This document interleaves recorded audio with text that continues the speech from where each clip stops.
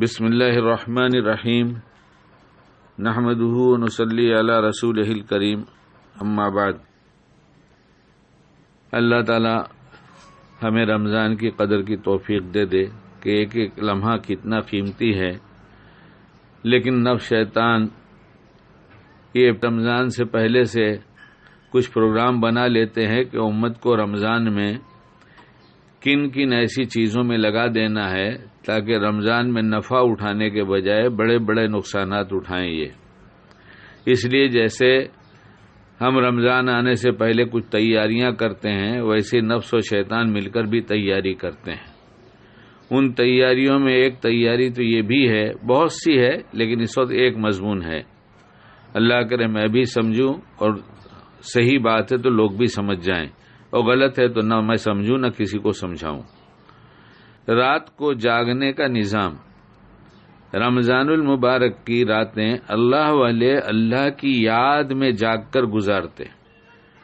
بہت سے ہمارے اکابر جو دنیا سے گئے، اور کتنوں کو میں نے اپنی آنکھوں سے دیکھا، اس میں سے بھی کچھ گئے اور کچھ موجود ہیں، کہ رات ایسی نورانی ایسی اچھی گزرتی تھی ان کے پاس کہ میرے جیسی دل کی اندھی آنکھ بھی محسوس کرتی تھی کہ چاروں طرف نور ہی نور برس رہا ہے۔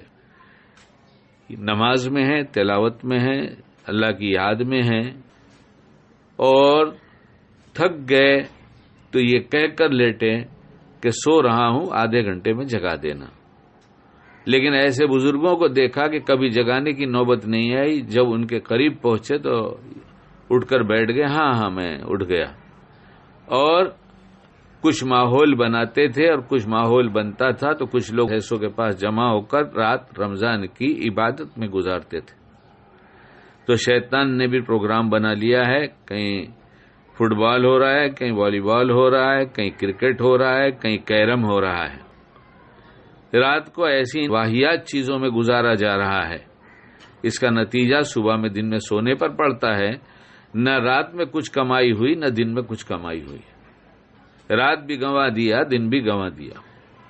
اور کچھ لوگ ایسے جن کو ایسی باتیں سن کر سمجھانے کے بعد سمجھ میں آنے لگی بات کہ ہم کو بدلنا ہے اور اپنی رات ہمیں غلط ڈھنگ سے نہیں گزارنا ہے، یا جلدی سو جانا ہے پھر بہت جلدی اٹھ جانا ہے، یا پوری رات اللہ کی عبادت میں لگانا ہے، جس کی جیسی مشغولی، جس کے جیسے حالات، جس کے جیسی صحت، جس کے جیسے عزائم۔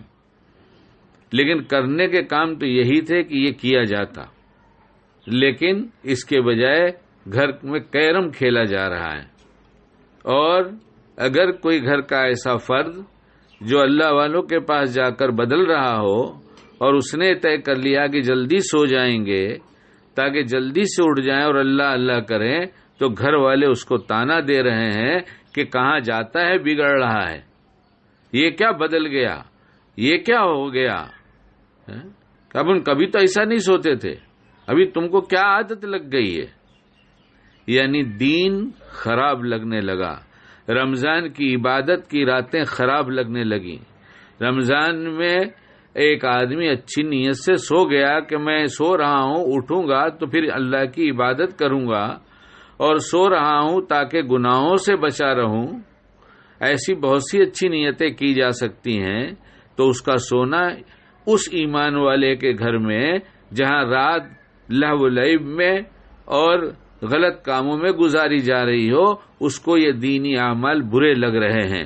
ایمان کی خیر منائیں، ایمان کی کسی سے پوچھیں، شریعت کے کھلے کھلے احکام کی حقارت اور اس کے خلاف کلام کرنا، اور غصے میں ایسے کلام کرنا جس سے آدمی ایمان سے بھی چلا جاتا ہے، یہ مصائب اور حالات ایمان والوں پر اس طرح سے نہیں آیا کرتے، اور آتے ہیں تو ایمان والے گھبرایا نہیں کرتے، بلکہ رجوع اللہ بڑھا دیتے ہیں، نہ کہ راتوں کو فالتو کاموں میں لگ جاتے ہیں۔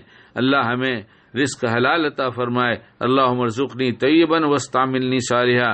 اسی کا فساد ہے کہ دین کی بات سمجھ میں نہیں آتی اور بے دینی اچھی لگنے لگی۔ اللہ تعالیٰ رمضان کی قدردانی کی توفیق عطا فرمائے، اور پورا سال پوری زندگی اللہ کی فرمانبرداری میں، اللہ کی یاد میں عافیت کے ساتھ گزار دے، اور نعمتوں کے ساتھ۔